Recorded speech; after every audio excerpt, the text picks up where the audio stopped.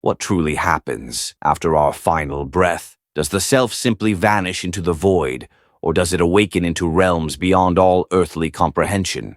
Welcome, soul traveler.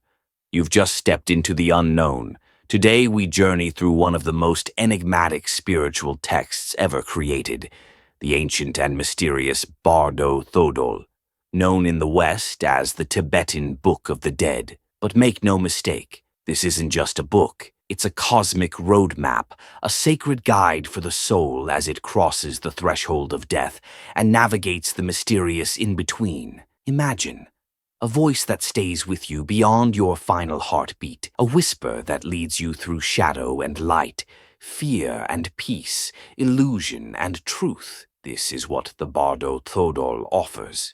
Its origins trace back to a revered master, Padmasambhava, also known as Guru Rinpoche, a being surrounded by legend, mysticism, and deep spiritual wisdom.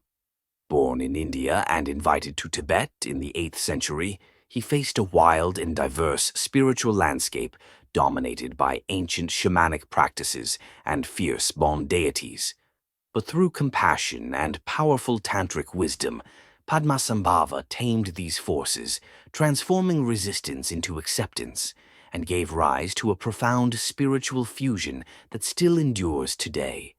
To him, death was not an ending, but a portal, a space of extraordinary clarity, and also profound risk.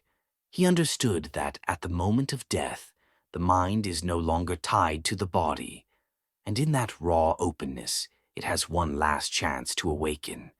And so he created a guide, not only for monks or mystics, but for all beings, to help the soul navigate the great in-between. This sacred guide reveals 3 great passages the soul must cross after death. 3 Bardos. 1. The Bardo of Dying, Chikai Bardo. Here the body fades, the physical form begins to dissolve, and consciousness is released. And then it comes, the clear light, brilliant, boundless, pure. This is the true face of reality, the nature of mind, free of ego, identity, or fear. For the spiritually prepared, recognizing this light leads to immediate liberation, nirvana. But most are unready. The brilliance overwhelms, the mind clings to what's familiar. Fear arises, and the opportunity vanishes. When that recognition is lost, the soul moves onward. 2. The Bardo of Visions, Chonyid Bardo. In this realm, the mind becomes the universe. There is no body, no form, only pure, vivid mental energy. And from that energy rise the visions, some beautiful, radiant, others terrifying and grotesque. These are not gods, nor monsters. They are you. Peaceful Buddhas and wrathful demons appear, but they are all expressions of your unconscious mind, your desires, your fears, your karmic shadows. The peaceful deities offer serenity and guidance, but even they can frighten the unprepared. The wrathful beings are fierce, not evil, but mirrors. They are parts of the soul not yet understood. And in this space, everything is intensified. It is a dream, yes, but far more real than any dream you've ever known. Here, the path to liberation lies in recognition, to see these visions as illusions, to understand this is the mind, not reality. If the soul can see through the storm and focus once more on the clear light, liberation is still possible, but fear, attachment, ego, these are heavy chains, and if they are not broken here, the journey continues. 3. The Bardo of Becoming, Sidpa Bardo. Now the soul begins to feel a pull, an urge to return, to re-enter the cycle of life. Karma has awakened. The past, your thoughts, your actions, your emotions, now shapes the path forward.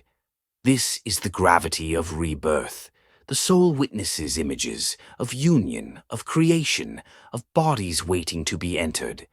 These are symbols, and soon a choice must be made, though it often happens unconsciously.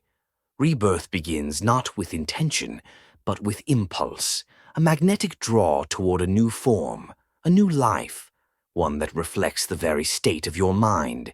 But even here, there is a final gate, a last chance to remain lucid, to let go, and choose liberation instead. Few succeed, most return. The Bardo Thödol is not just about dying, it's about living fully. It teaches us this simple but profound truth. Every moment matters, because every action, every fear, every love echoes beyond the veil. This sacred text isn't just for the final hour, it's for right now, for those who want to awaken before it's too late, for those who wish to meet death, not with fear but with awareness.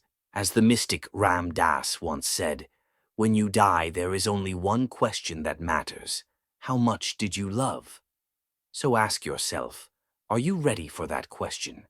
Are you prepared, not just to die, but to truly live? If this message spoke to you, share it, reflect on it, and remember, the greatest mystery is already within you.